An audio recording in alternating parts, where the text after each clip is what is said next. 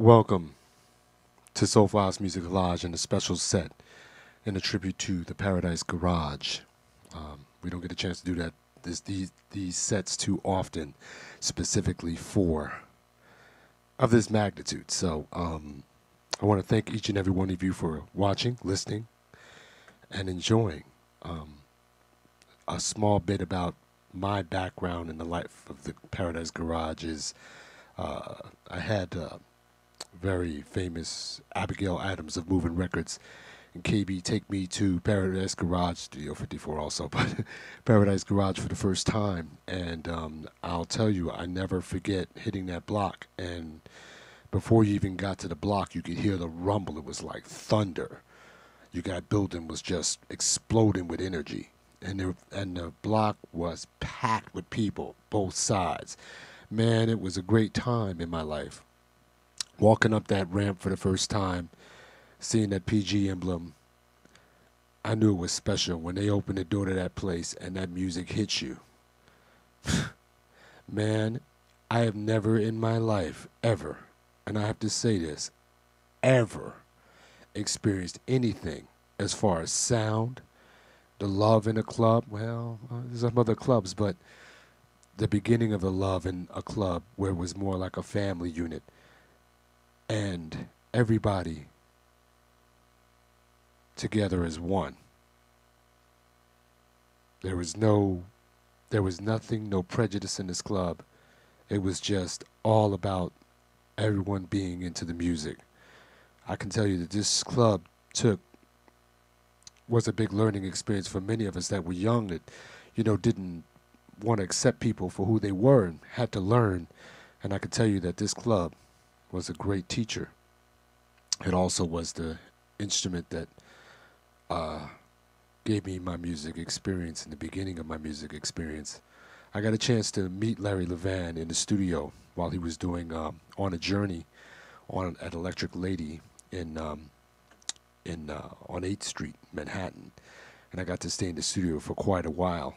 And I got to tell you, being a one-on-one with a guy that cool, man, I got to tell you, it was just the most brilliant experience in my life.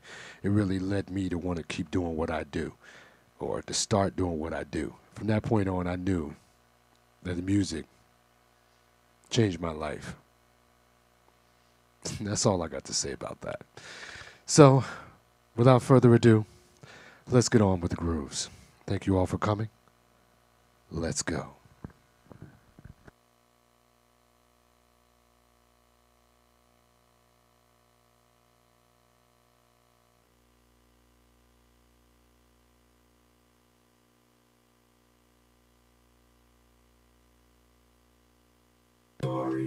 Whatever happened to the day we met on King Street?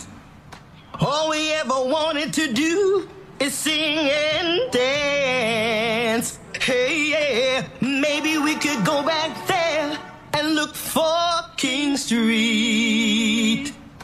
But sad as it may be, people, we never got the chance. Whatever happened to the days we met on King Street? Mel was at West End, but I didn't know he was at West End. I knew this other promoter, and I went up there to see the promoter, and it was like, oh, hi, Mel. They were talking about the future and what we're going to have and how great West End's going to be, and soon there's going to be a club that is going to have really great DJ, and it's going to play just, all the music like that's special. I remember going to the garage, not realizing the connection, but then soon finding out that Mel was involved with that, and that Larry was the DJ he was talking about. I had heard about it at Reed Street, that they were opening this new place, and that they had these construction parties. It was one room, and there was on this side over here, there was just a bar. It looked like a bar, like a coat check. And that's where Larry was set up. I remember just walking in that it was just this intense party. He's playing like Galaxy by War. And I'm just looking at the crowd going, wow, The energy in here is unbelievable. It's like you're playing for a room full of DJs because they all love music so much. It closed down, and then it opened the big room. And then that small room became the crystal room. And then it expanded again to a theater room, and then the roof opened up. Let's see if I can remember. I was trying to remember when you walked across the room, and then there was this person standing in this little booth. And you were always nervous that you wouldn't get in if you didn't know somebody was a member. You couldn't get in. And if you could get past him, then you would go up the ramp. And as soon as you go up the ramp, it was like heaven. It was an amazing experience because you could hear the thumping of the music. And you would get like butterflies in your stomach when you're walking into that space. And it was more than the lights and the sound. It was magic, and you can't really pinpoint exactly why something is magic, why a painting is great, why a certain book is genius. It was more like a social club, more like a church, more like a family. When I first started going there, I didn't know anybody. I waited outside and cried till they let me in. I had a friend that took me the first time, but when he stopped going, I was hooked, and they wouldn't let me in without him, and I was like, no, I'm staying. I'm not leaving until you let me in. And that was Michael Brody, and he was finally nice to me one day and let me in. Michael wanted money for the garage. I loaned him money. I said, I'll just support you and become a financial backer. But I didn't want to go in with him, which was, not too smart. A song is worth, a picture is worth 1,000 songs. Now, 1,000 pictures, a song is worth 1,000 pictures. But a song must be worth 1,000 pictures also, because we got the song here, and it's worth 1,000 pictures. And I wrote this song, and if you listen to it, you can just picture the 1,000 pictures that we have here. It's a song. It's got more than 1,000 words in it. So listen to this.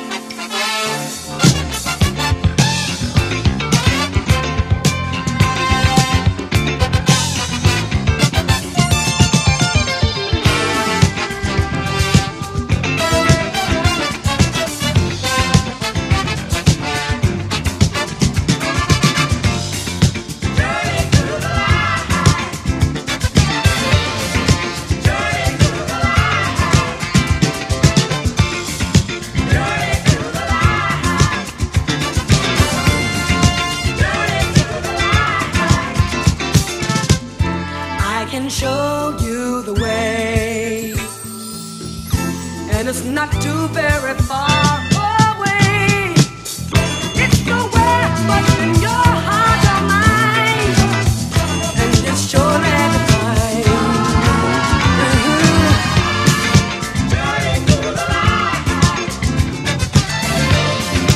journey through the light. We're on a journey, journey through the light, journey through the light. Some people think it's in the sky, some people think it's in the ground. But if you're willing to talk to me, I can show you where to turn around. And we can show you the way. We can show you. We can show you the way. We can show you.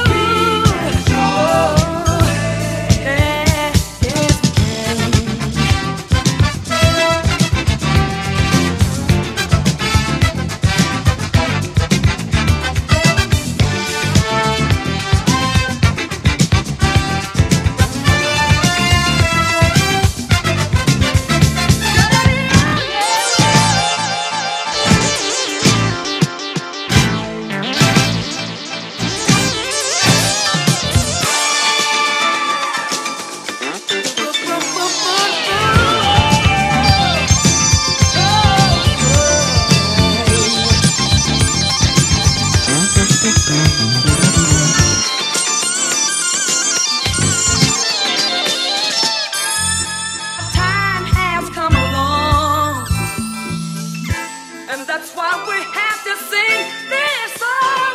You can speculate or meditate yourself from head to toe, but there's just one thing you must know, that there we can show you the way.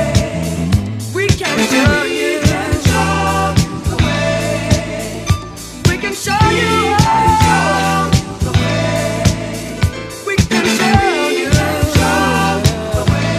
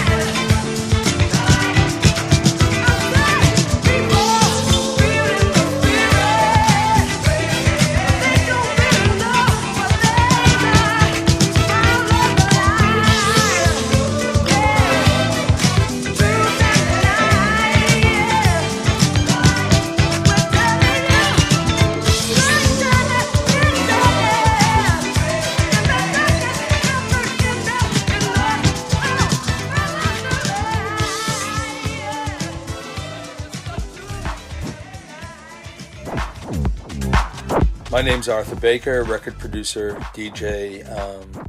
Been doing it for years, and my nomination for the best DJ I've ever seen, and there were a lot to choose from. Mark Kamen's Jelly Bean were two of my favorites, and they were playing in New York at the same time as the guy I've decided to nominate, and the guy I'm nominating is Larry Levan from Paradise Garage, who actually just, the records he played, I pretty much remember hearing so many great records for the first time at the Paradise Garage. And he just, technically, he was a good DJ. Some nights he was great, some nights he was crap, but his vibe and the records he played and turned people onto and the way he ran his parties were just amazing. So it's he was the guy, first time I ever heard Rapper's Delight, which you wouldn't think of as a Paradise Garage record, was there. Eddie Grant, Walking on Sunshine, which I later covered with Rocker's Revenge and had a really big hit with it. You'd go to the garage and you'd hear new records. He'd play anything. He'd play The Clash.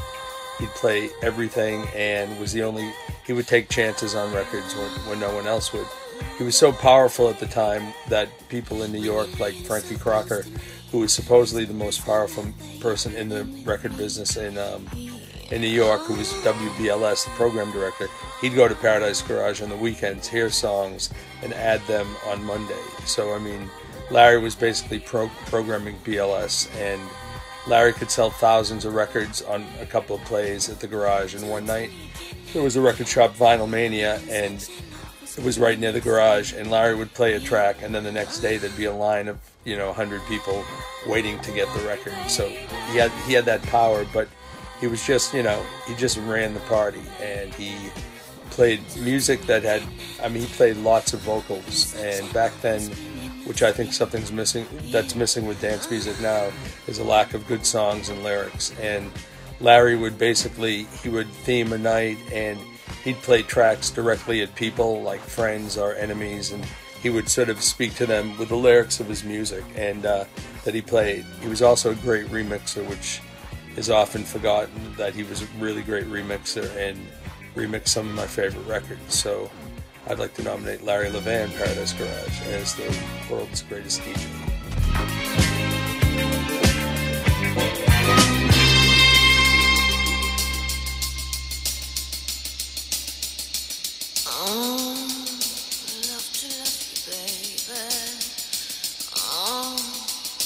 Love to love you, baby.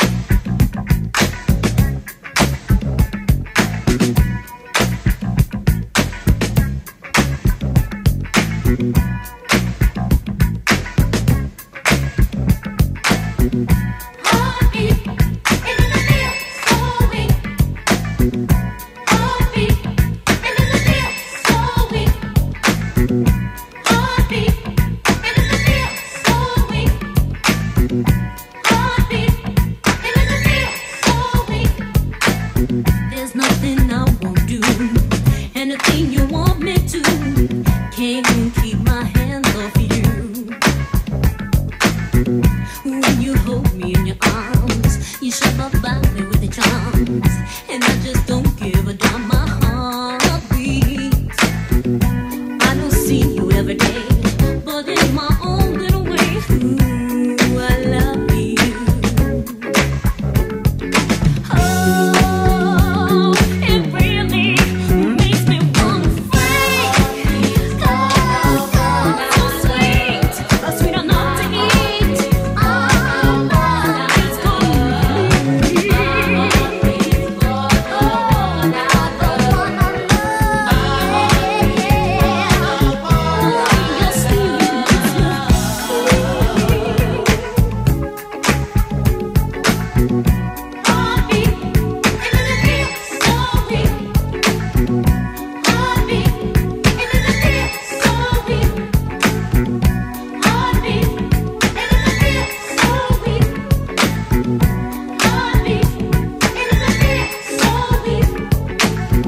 when you hear my little fears, when I send only tears, haven't felt so good in years. My heart beats. Those dark and lonely nights, I wish with all my might, ooh, to have you. And I ain't here all alone, I wait here by the phone to have you. Oh, it really makes me wanna freak. So sweet, sweet enough to eat. My heart beats.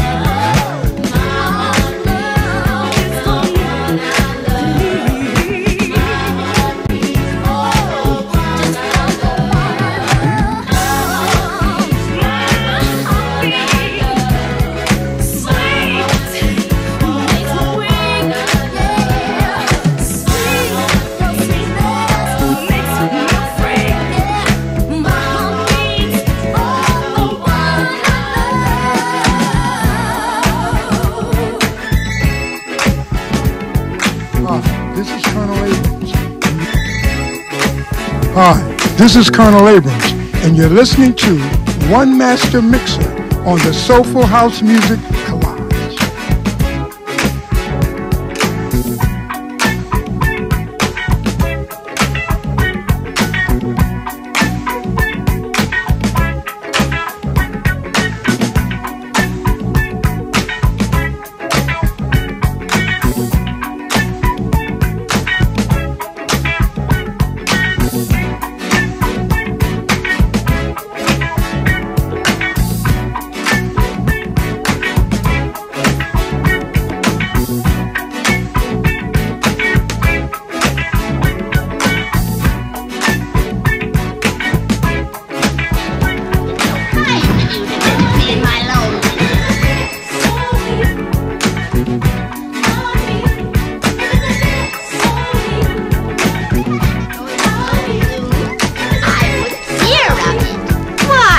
Little party's just beginning.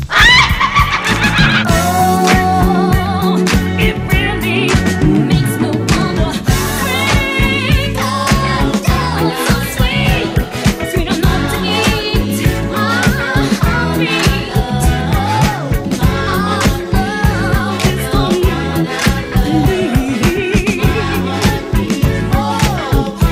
Just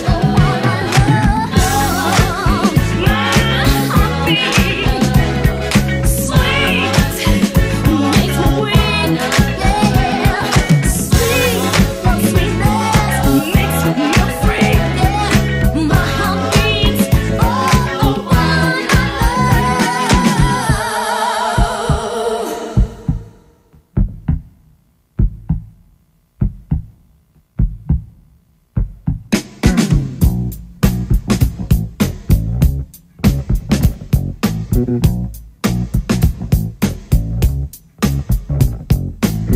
you know this just don't make no kind of sense. Walking around here is so intense. You make my heart beat. You make me feel so weak. Moving all around, from my head to the ground. You make my heart beat. You make me feel so weak. 'Cause everything you said went right straight to my head.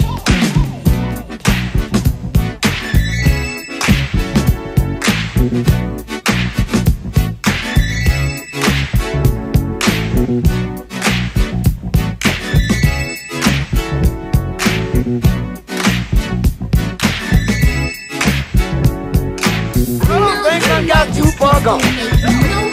We got to let the girls know what they got to do for us. This don't got to be a drag, man. A man can't do nothing no more. Moving all around, from my head to the ground. You make my heart beat. You make me feel so weak. 'Cause everything you said went right straight to my head.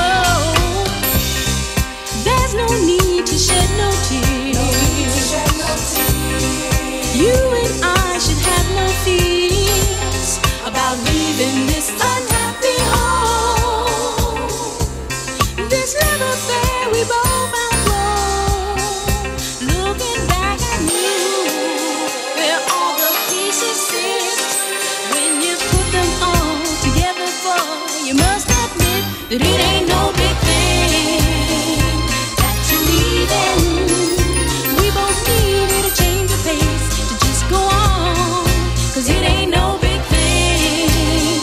Let's stop deceiving. A game of charade went on too long. Whoa. Yeah, there's no use of holding on. The party's over, the music is gone. 'Cause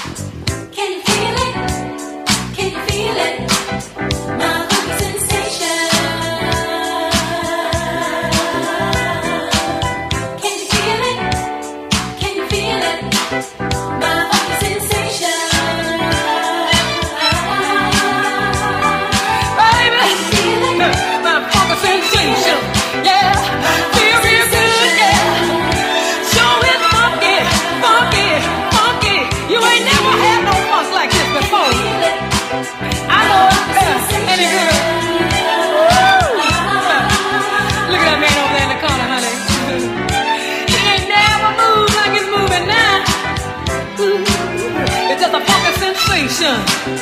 Yeah.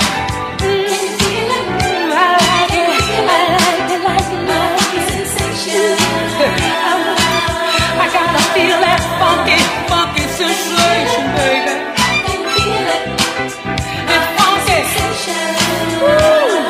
You ain't never had fun like this before, and I know it. Yeah. Yeah, I see you creeping out there on the dance floor. I want you to put your hands together like that. Come on. Yeah, you feel it. That's when you gotta ooze it in. Yeah, there you go. Just move your left leg, left leg, left. That's it. Move your left leg. Yeah, with the beat. Come on. Throw your right hand in the air. That's it. Lean left, lean right, lean front, lean back. Come on. You gotta ride it, baby. It's just a funky sensation. It's just a funky sensation.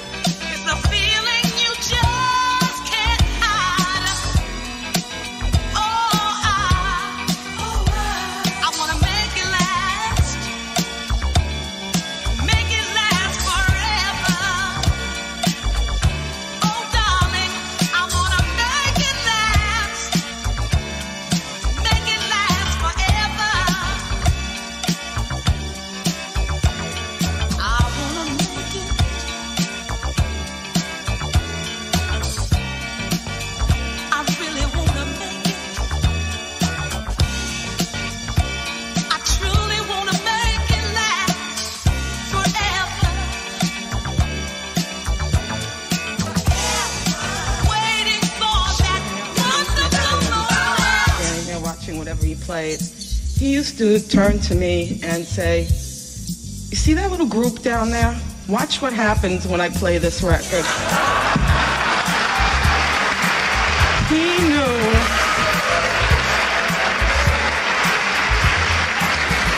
he had names for all of you. There was the Sentimentally It's You group, there was the We Got the Funk group, all of you. And when you were down there dancing and you felt like he was playing that record for you, he was playing it for you.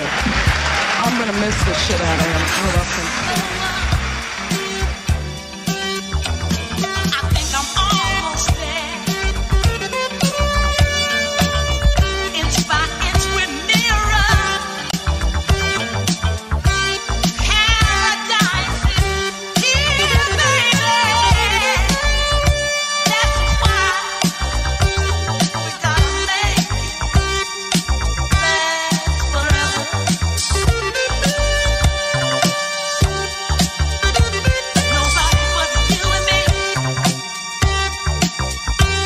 Great to see that he made something of himself. And I will never forget that David Mancuso and Nicky Siano gave me my education. T. Scott gave me my break, but Larry Levan gave me my career. I'll never forget you, Larry. You made the music that made me dance. I know that you're getting Garage 2 ready for us. Please save a place on the dance floor for me.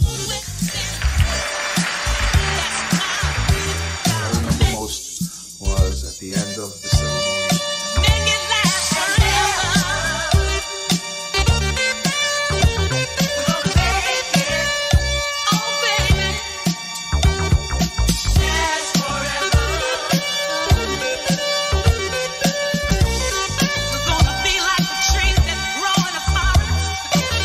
Never, ever, ever gonna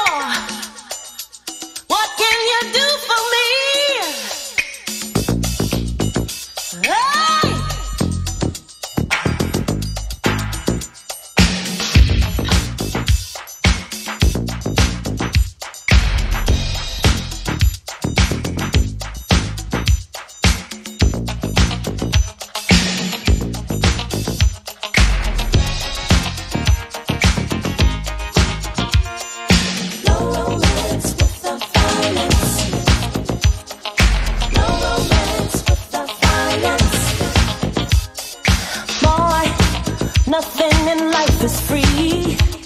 That's why I'm asking you, what can you do for me?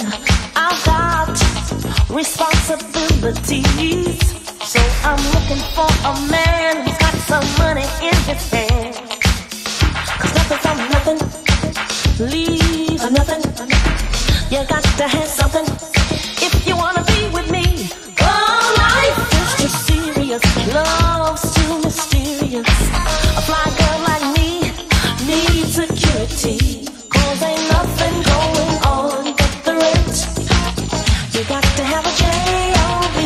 if you wanna be with me. Ain't nothing going on but the rent. You got to have a J.O.B. if you wanna be with me. No romance without finance. I said no romance without finance. Boy, your silky words are sweet, but we're only wasting time if your pockets are empty. I got lots of love to give, but I will have to avoid you if you're unemployed. 'Cause nothing from nothing leaves nothing. You got to have something if you wanna be with me. 'Cause life is too serious, love's too mysterious. A fly girl like me needs security, 'cause ain't nothing going on but the rent. You got to have a J.O.B. if you wanna be with me. Nothing going on but the rent. You got to have a J.O.B. if you wanna be with me. No romance without finance. I said no romance without finance.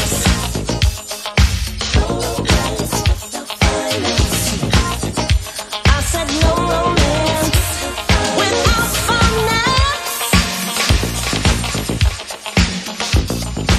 Oh, you look good to me.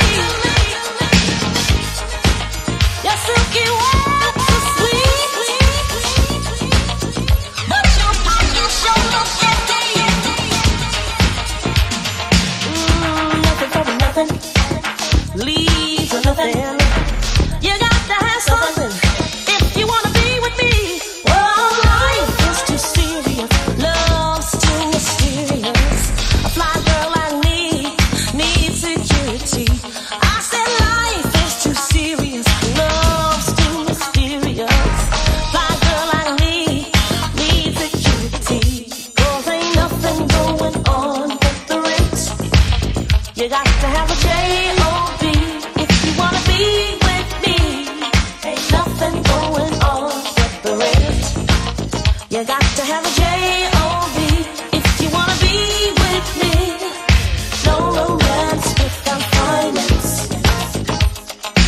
No romance without finance. No romance without finance. I said no romance without finance. What can you do for me?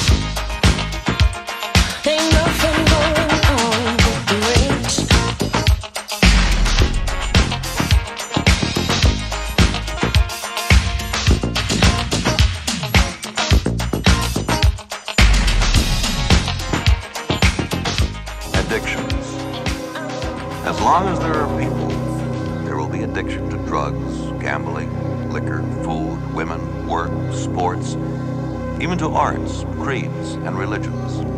Moderation, or call it pacing, is the answer.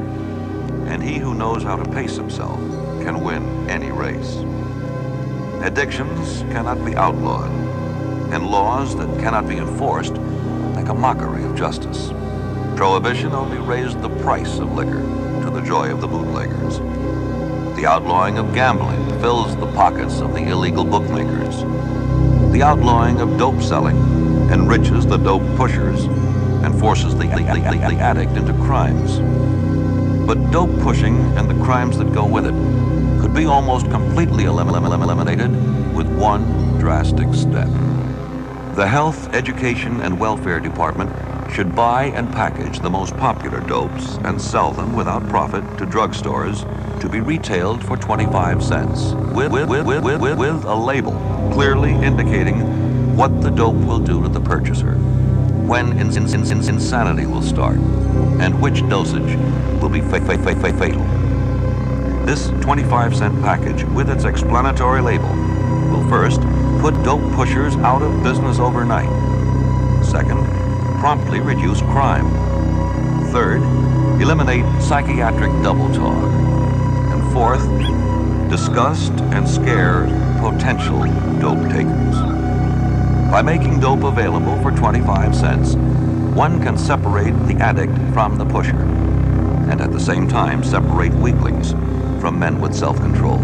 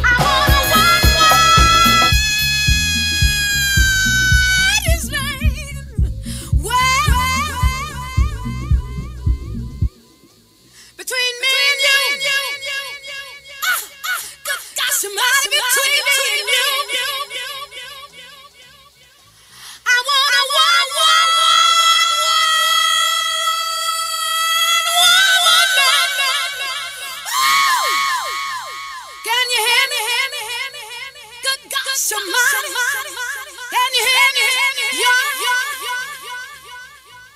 then you gotta stick. You gotta stick. You see, I was brought up that way.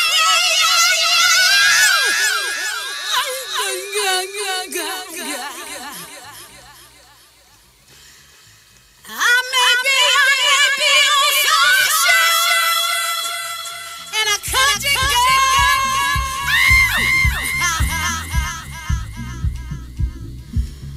but when it comes to loving you, when it comes to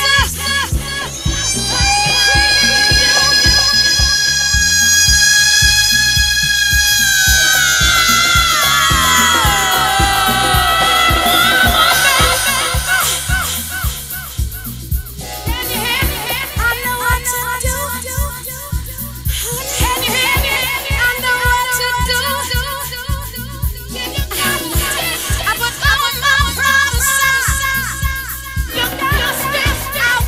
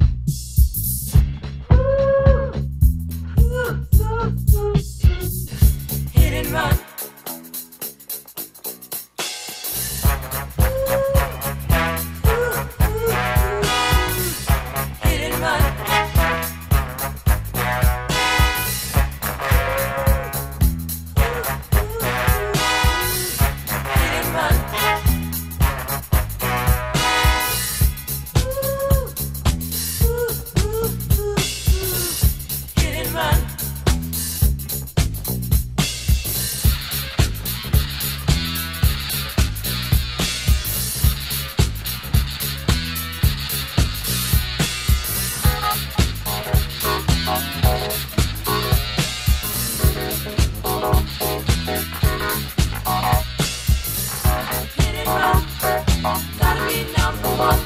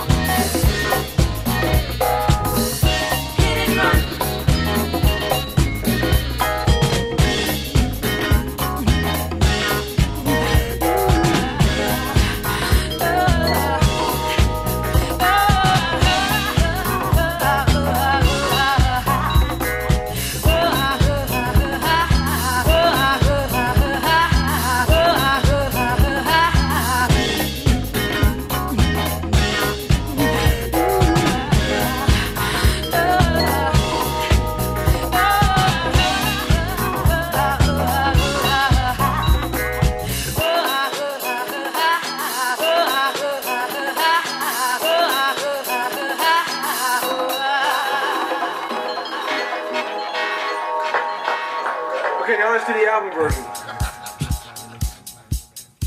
Larry, how did you get started?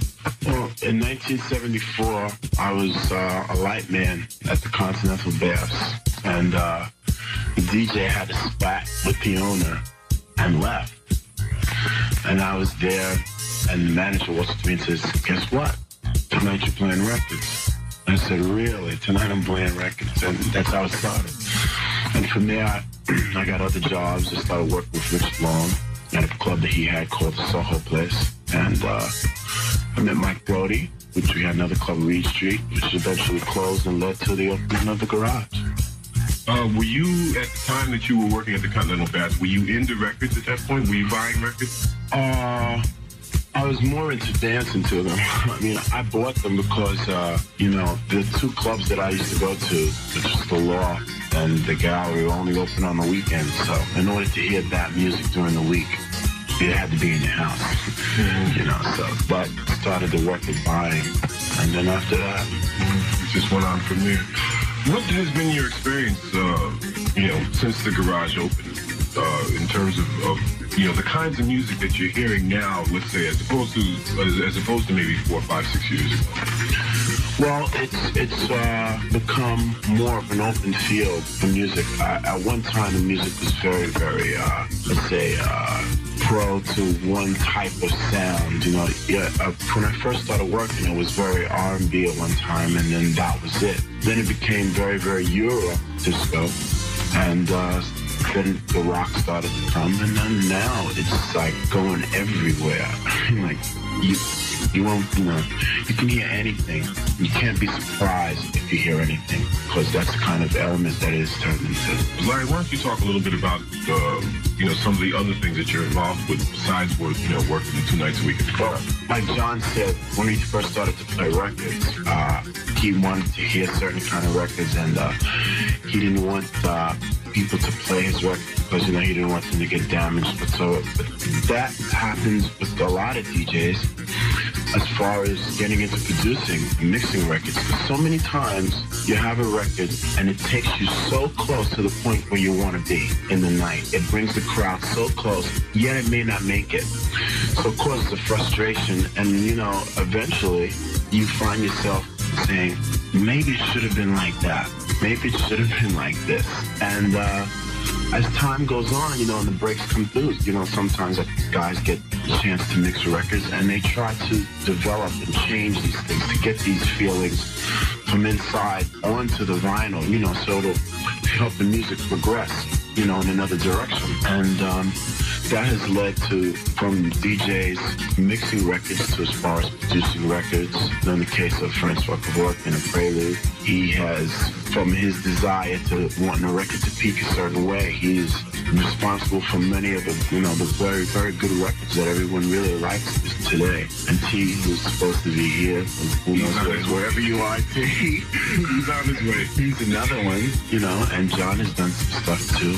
And there are a lot of other guys, Richard Rivera, Jim Burgess, who's doing it for a while. And, but it all stems from playing that record, and that record not really taking you where you want it to take you, or you have another idea in your head of where you should be at. And, and it really is a wonderful, positive energy. Do you ever get a chance to talk with the artists who make these records after you've done a mix on them? Do they, I'm trying to get a sense of how they respond, to the fact that, their music after they have already put it on vinyl has been changed by somebody. What do they say to you? I think it's a very hard thing for someone to, let's say, see their child taken and brought up in another environment, which is like taking a record and mixing it. A producer or an artist spends weeks with the record, and then somebody comes in and then it's another song, So it takes them a minute a lot of times to get over that shock. But for the most part, if it's good, they'll like it. And when they do like it, their support is incredible. What's the name of your production company now, Larry? It's called The Garage Group. Ah, The Garage Group. Okay, why don't you tell us a little bit about that? How did that get formed? Well, it's very strange. I met some musicians who I've really grown to become very close with. The one is named Michael Benedictus, the other is named Rob Casper, and a vocalist, Bernard, who's like one of the greatest vocalists that I've seen in a while. And they got me into more than just playing records. Okay, I've mixed and da-da-da-da. They say, well, why don't you produce, And that's a question that you hear a lot. So, maybe I'll, you wait, because that's a big step. Well, they got me into the pool, into the water, with a little help from Mother Weinstein, Judy Weinstein. And we started a record. It's called Don't Make Me Wait. It should be out. It'll be out on West End in a couple of weeks. And we put together a company. Now, that also brings to mind the fact that you, I think, participated in something that I saw at the club a couple of times, where you actually had musicians up in the booth playing along with the music. That's Brother Michael. Yeah.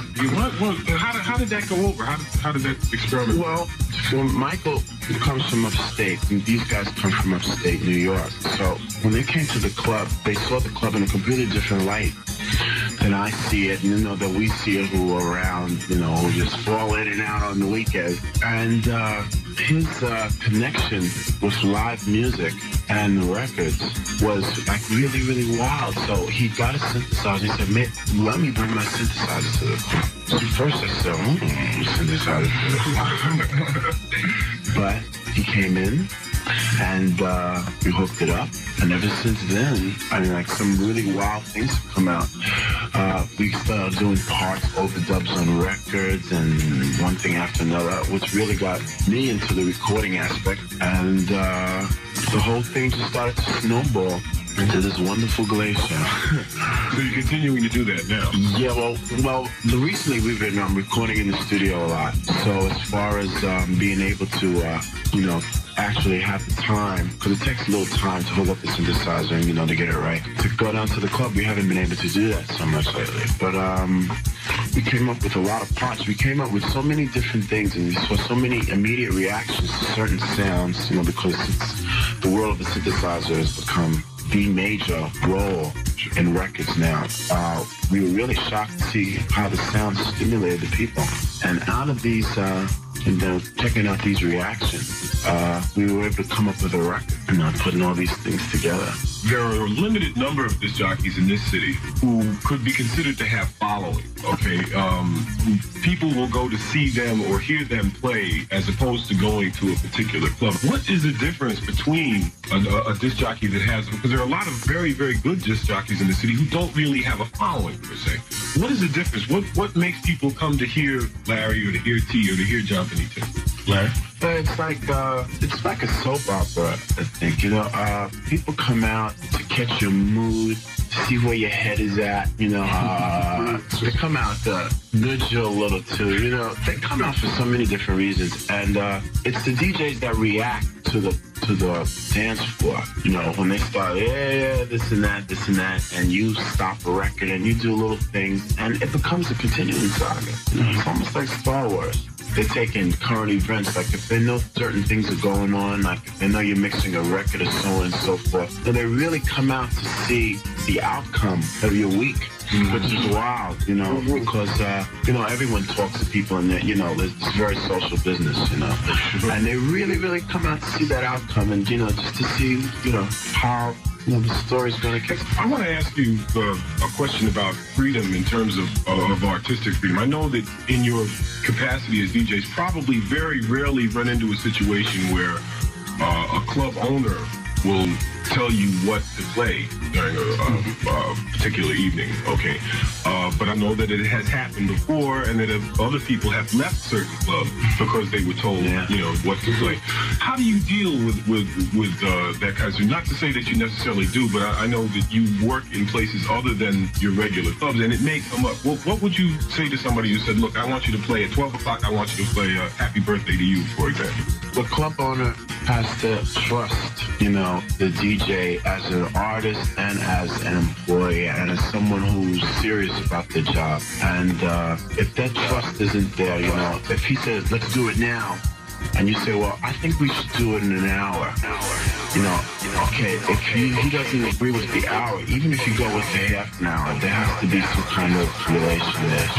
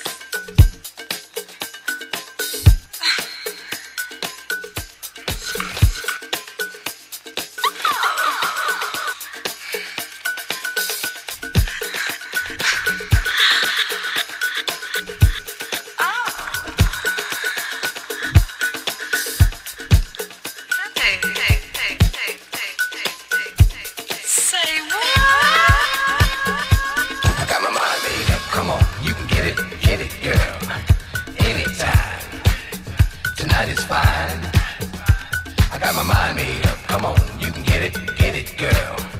Anytime. Tonight is fine. I got my mind made up. Come on, you can get it, girl. Anytime. Tonight is fine. I got my mind made up. Come on, you can get it, girl. Anytime. Tonight is fine.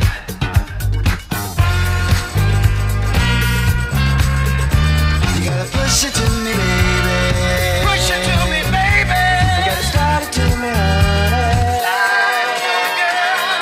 If you want my money, if you want my money, you gotta make it good as honey. Make it good as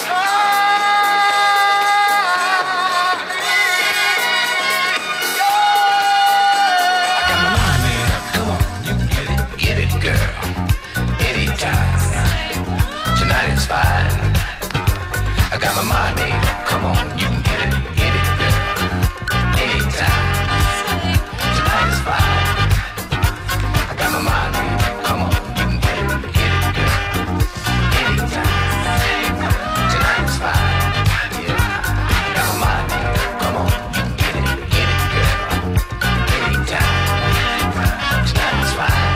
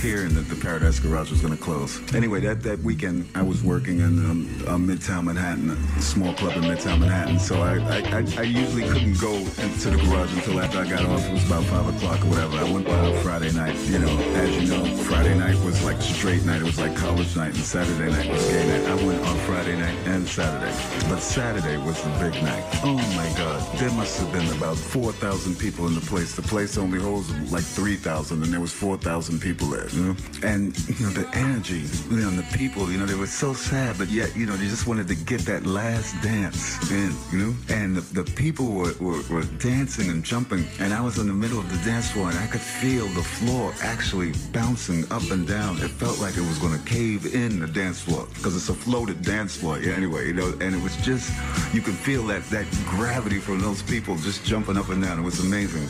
The most vivid memory I have of that night is the songs that Larry Levan played, and one in particular was this song called "Changes" by Sharon Ridley. Do you remember that? "Changes," Sharon Ridley. That was a great song. And Larry played it. In the lyrics, she sings, "When we first met, we were always together, no matter what hour, what day or the weather. You gave me love with a capital L."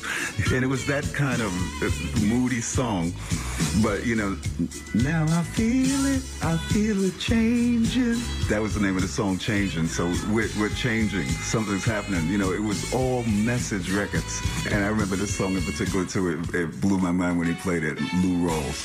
You'll never find, as long as you live, someone who loves you the way I do. You know, and that made me cry. He played it and played it. He must have played that song 3 times, and every time he played it, everybody just wept and cried and cried. You know, it was just amazing. You know, the party, I didn't stay until the end. They opened at 11 o'clock at night, and then they closed the next day, 6 o'clock in the afternoon. And, oh my God, that had to be the saddest weekend ever. When the garage closed, you knew that this is the end of an era. They always say that. That's like a cliche. You know, they always say that when clubs close, it's the end of an era, every era. They said it about studio. They said it about every club. But Paradise Garage and studio, but more so Paradise Garage, when that closed, you knew that was the end of an era. Because that club was a club that catered to mostly black patrons as well. You know what I'm saying? You know, we felt, you know, all of the big clubs in New York, you know, it's always the clubs, you know, with the white, you know, the white establishments that are always the amazing ones, the ones that spent all of the money and everything on the design of the club and everything, but that was one club in New York that we had kind of for ourselves, and it had everything. Everybody wanted to go there. And after that club closed, there was never, ever another experience like that, because nobody made that kind of investment in sound and lighting and structure. You know, the club was built it started in one room. The Paradise Garage started in one room, and it was like a lounge. They started in the lounge, and they just built it up from scratch. And they built it according to what the needs of the people were, too. They didn't just say, oh, we're going to build this here. You know, now they open clubs. You see in Italy, they do it so much, right? They open clubs, they kind of drag in the sound system, they put up a few lights, and that's it, ready to go. You know, this club was well thought out, you know, and really, really catered to the people that were there. I miss it so much. And I miss Larry Levan, too. I miss his spirit. Because Larry, let me tell you one thing about Larry. People say that Larry Levan was like one of the greatest DJs that ever lived. One of the best. And I wouldn't say the greatest, but one of the best DJs that ever lived. But you know what? He had that great sound system, and he could play with the people's minds and manipulate the people and do anything he wanted with them. I remember sometimes Larry Levan was this kind of DJ. I've seen him do this many times. He plays the record that he just produced. The people don't like it, right? You got 1,000 people that walk off the dance floor at one time. So when they walk off, the dance floor is almost empty when he played this record, right? So what he would do is he'd play something that they really liked. Law and Order or Lolita Holloway. He played some Love Sensation or something, you know? Everybody runs back into the dance floor. What does he do? He puts on that record again that he produced. Once again, everybody leaves the dance floor. Then he'll go and he'll play some Tanner Gardner Heartbeat or some big major record that everyone comes back to the dance floor, right?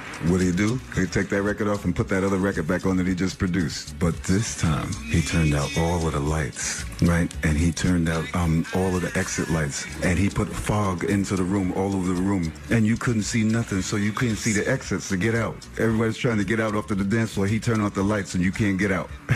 You can't see where you're going. I remember one experience in Paradise Garage that happened often. Actually, it wasn't one experience. It would happen every couple of weeks. And, you know, they had this group of people, you know, in New York, especially during that time, you know. Now, well, put it this way, now, when you go to a club, you just got to take anything they give you. Any way they treat you, any music that they play or whatever, you don't got no voice in the club. You pay your money, you get your drinks, whatever, and you get out. You know what I'm saying? But in the garage, we were family. I'm part of the family here. You know what I'm saying? So I have a reason to complain and start a revolt against you.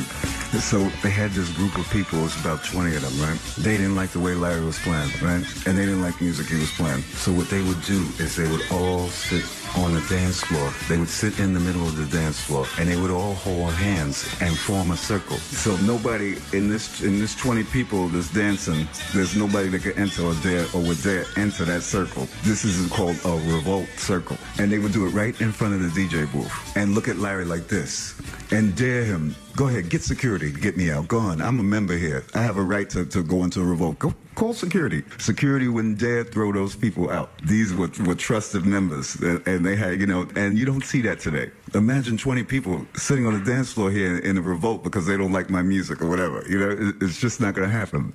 So times have changed, and I miss those old days. I miss that. Well, I'll tell you, you know, of course, you know, when you start talking about, you know, HIV and how it began and how it affected people in New York City, you know, I'm one of the ones that can speak, you know, because I lost so many friends, you know, and I remember the first person that I knew that had the virus. It was this artist named Keith Barrow. He was on Columbia Records, and he had this track called Turn It Up. It was a great song, right? And Larry Levan used to play it all the time. And I remember it was like it must have been like 82, 83, you know, and Keith Barrow had did a performance at the Paradise Garage, and he had lost so much weight, and he looked so terrible, and everyone was looking like, oh my God, what's wrong with him, you know? And at that time, it was considered AIDS. They didn't even have the name AIDS. It was acquired immune, whatever, blah, blah, blah, whatever. That's still AIDS, but they weren't calling it that. They had a different name for it. Actually, it was called the gay disease when people first heard about it, because they didn't know anything about it, and they knew that there was only gay people that were getting it. And people were really afraid to drink after people or eat after people. They didn't know how it was spread. You know, people didn't want to drink from the same glass as you if you had it. You know, so it was just terrible. Anyway, after that guy, Keith Barrow, died, it just just seemed like after that it was all downhill. Tons and tons and tons of people died. You know, especially, you know, when I think about Studio 54, you know, when I worked in Studio 54, a lot of people died from that club, but a lot of people died that went to the Paradise Garage as well. But some of the people I could remember from Studio was like Andy Warhol, you know, who was there all the time. He was one of the first. Michael Brody, you know, who was the owner of the club. Mel Sharon, Keith Haring, you know, who was a regular at the Paradise Garage and someone that everybody loved. When he first got the disease too, people were puzzled as well. They didn't know, you know, how he got it or what the disease was all about. John Brown was a great friend of mine. He was one of the early record promoters from the 1970s, and tons of DJs and tons of people knew him. He just died recently. He didn't die in that era, but he was from that era. That's why I want to mention his name. Larry Patterson, who was one of the greatest DJs that I ever knew, and he worked at Club Zanzibar in New Jersey, the home of Tony Humphries and Larry Levan and myself. So many great DJs played there. But Larry was a fantastic DJ and one of the most generous guys that I ever knew. He was the kind of guy, DJs don't do this now, he was the kind of guy that would take a nobody, somebody that plays music but they never got a chance to rock a big club, whatever. Maybe they had some setup in their bedroom. And when you came to the club, Larry would say, hey, play a couple of records. I'm going to the bathroom. I'll be back. Take over. You know what I'm saying? And you're like, he did it to me like a couple of times. He's like, I'm going to the bathroom. Play a few records. And I'm like, oh my God. You know what I'm saying? This big sound system, Richard Long, and you know, all of this fabulous equipment. And he would just walk away and he would give people a break like that. I don't see that with DJs anymore. I think DJs are so selfish. Everything's always just me. There's nobody, you know, giving anymore. You know, we need, it reminds me of that song, you know, Got to Have Love, Don Ray. You know what I'm saying? We need more loving. Got to have more loving. We still need more loving now. You know, I'm not infected with AIDS, but I've been so personally affected. I lost so many people, including, you know, members of my own family. Well, and I miss them. As I get older, I miss them more and more and more.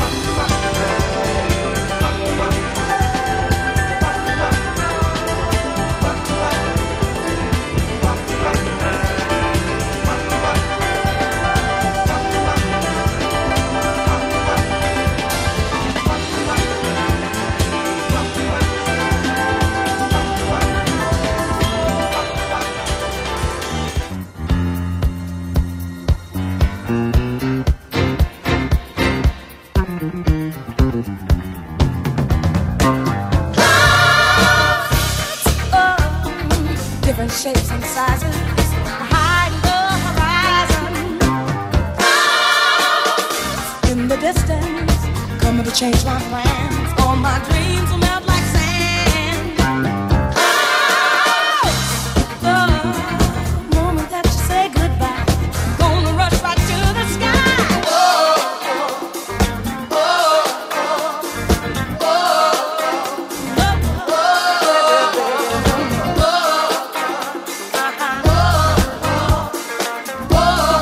Baby, baby, please don't go. It's gonna rain.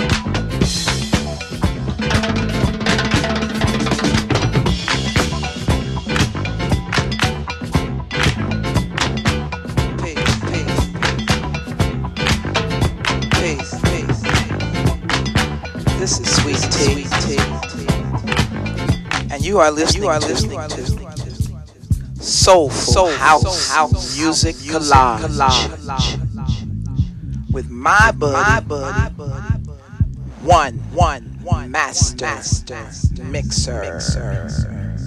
You know, when you come to work, for whatever reason you're out of sorts, you're not in a good mood, or you know the crowd isn't happening, music isn't happening, for whatever.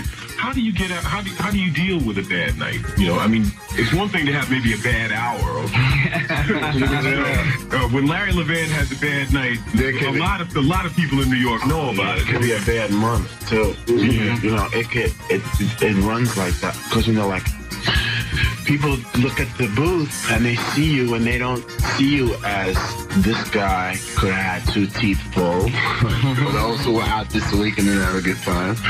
And no, many things can happen. Many different things can happen. And bad nights, you know, they're just a strange thing. But what really makes you feel wonderful is when you realize that people pick up on what's going on. They don't know for sure, you know, but they look at you and they say hi to you, and you say hi, and they can hear the sound system is weird or something sounds strange or something strange, and you still try to keep that, you know, relationship with them, you know, rather than, because many times when you're under stress and someone says hi to you, it's like, why are you saying hello? You can't compute it. It doesn't make some sense to you. But, you know, you deal with it, and they usually help you come around because many times they'll stop and they'll wait for you. And they'll even come up to you. They'll come up to you and they'll come up to you and try to cheer you up. They'll buy you a drink. They'll do this. They'll remind you of a record, you know, and most of the time they help you come out of it. They come to your rescue. They really do. And another thing too, songs that radio would dare not play years ago, thanks to some of the programming are more open-minded. The radio format has become as you know, as open as the club format, because that's the only thing that used to make the clubs really happen, because a record that maybe someone was a little uptight about putting on the radio. What do you want to do? I mean, obviously you're already working in, you know, getting into production and things like that. But where would your interest lie? Would you want to, you know, own your own record label and get into the kind of, you know, situations that would get you into, or would you want to do, you know, the technical end of things, or what? For me, it would be a record label, a recording studio, and then a nice island home overlooking a coral reef, and, you know, just like making up for all the years of standing up. It would be in a lateral position because, you know, you start to feel it after a while. Yeah.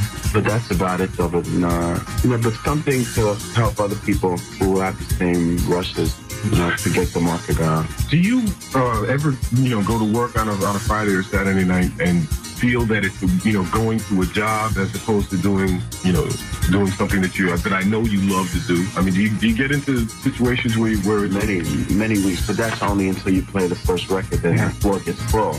Once they go, and they scream and they go crazy, it's no longer a job, because it becomes part of that particular experience for that evening. Sometimes you can go in like with one eye open and you can't sleep, and then you're up the whole next day. Breakfast, you get the pink teacup breakfast, right? And then hit the record store sometimes, even, you know. Yeah, that way. Now, you know, since, of course, back in those days, also you had disco promotion departments in most major record labels, which have since gone defunct. You know, the vast majority of them. What is the nature of your relationship right now with record companies, over and above the kind of product that you get in the record pool? You know, how would you assess it? Larry, how about you? Well, of course, I know people are constantly running tests directly to your door. I've never had too much to deal with record companies. I've been sort of rebellious about that. And I'm very lazy. I don't like to get up and go get records. But thank God for the record pool, Judy Weinstein, for really making it heard. I don't know. It's like a mission in life, right? Really, dedication. Really, to have all the right records and get all the records that, you know, into the pool. And the pool is so reliable, and you get so many good things out of the pool. And then the way you rate the records, and, you know, it's such a nice system, because you know about the market. You're around with the first cabin, yeah, a little bit. And it's really, you know, that's the way. Do you still buy records? So once in a while, sure, because lots of times imports, the pool doesn't get. But as of lately, the madam once again has fooled us, and we're starting to get imports too in the pool. So you know, it's a nice feeling because now, before a record promotion person can really come to you and have a legitimate reason to come to you to stop you what you're doing and put you your record, you can turn around and say, I have it, and show it to them. So in other words, you're not really pestered by or bothered by that like it used to be. Because I know there was a time when there was like a non-stop parade of people who had to go the word. I think the promotion people also have learned to respect the pools a little more too, and instead of plaguing certain DJs with giving them records, you know, to take it to the pool directors and people who work at the pool, because you know, those are the guys who really know. They know the market